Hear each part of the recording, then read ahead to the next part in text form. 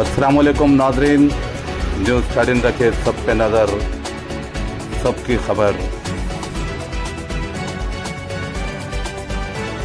अस्सलाम वालेकुम, मैं मोहम्मद वक़ार अहमद, न्यूज़ 13 तेलंगाना हैदराबाद से। ईरान और अमेरिका के दरमियान अमन मुज़ाकरात नाकाम, 21 घंटे तवील बातचीत का नतीजा बेफैज़।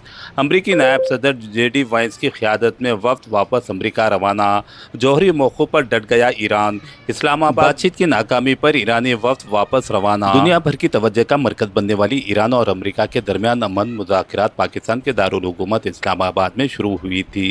इत्तलात के मुताबिक मगरबी एशिया में जारी कशीदगी के दरमियान ईरान और अमेरिका ने 2 हफ्तों की जंग बंदी के दौरान बातचीत का आगाज़ किया था।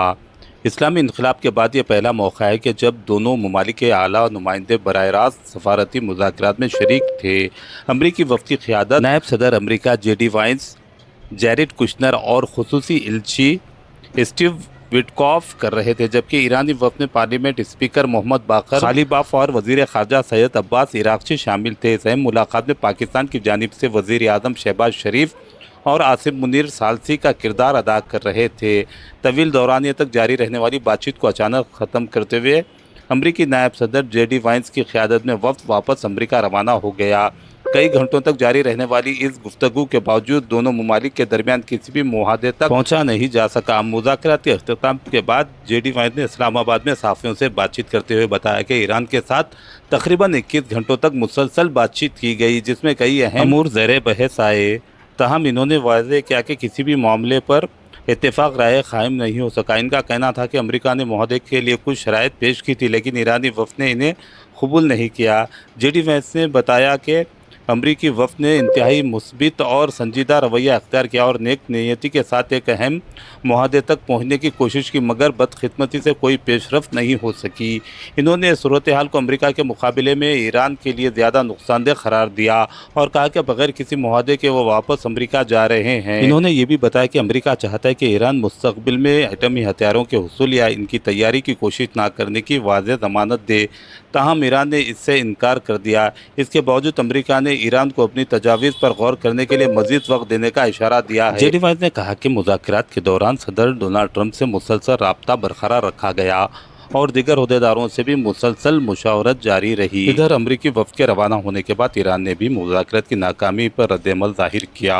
ईरानी मीडिया के मुताबिक स्ट्रेट ऑफ हॉर्मुज़ और ईरान के जौहरी हुकूक जैसे अहम मामलात पर इख्तिलाफात के बाइस से मुज़ाकरात नाकाम हुए। ईरानी वज़ीर ख़ारजा अब्बास इराक़ची के तर्जुमान ने वाज़ेह किया कि ईरान अपने अफज़ोदा यूरानियम के ज़ख़ीरे से दस्तबरदार होने के लिए तैयार नहीं। इन्होंने कहा कि सिफारतकारी दरअसल ईरान की सरज़मीन की दिफा की जद्दोजहद का तसलसल है और मुल्क अपने हुकूक पर किसी किस्म का समझौता नहीं करेगा।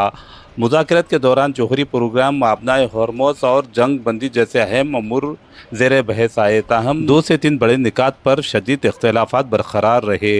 ईरानी वज़ीर ख़ारजा के मुताबिक कुछ मामलात में महदूद पेशरफ्त ज़रूर हुई, लेकिन मजमूई तौर पर कोई ठोस नतीजा बरामद नहीं हो सका। ईरान ने पाकिस्तान की मेज़बानी और सालसी का किरदार को सराहते हुए शुक्रिया अदा किया। ताहम वाज़ेह किया कि वो अपने कौमी मुफादात के तहफ़्फ़ुज़ के लिए खुद इन्हिसारी की पॉलिसी जारी रखेगा। मुज़ाकरात के अख्ताम के बाद ईरानी वफ़द इस्लामाबाद से रवाना हो गया।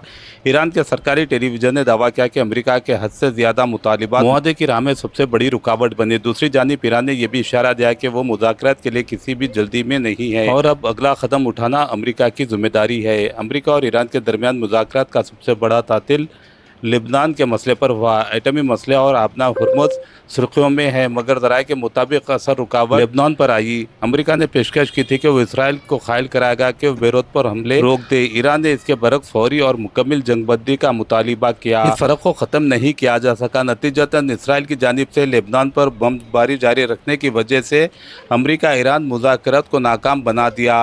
वो मुल्क जो इस्लामाबाद में मुज़ाकरात की मेज़ पर मौजूद ही नहीं था, 3000 मील दूर से इन मुज़ाकरात को सबोताज कर गया।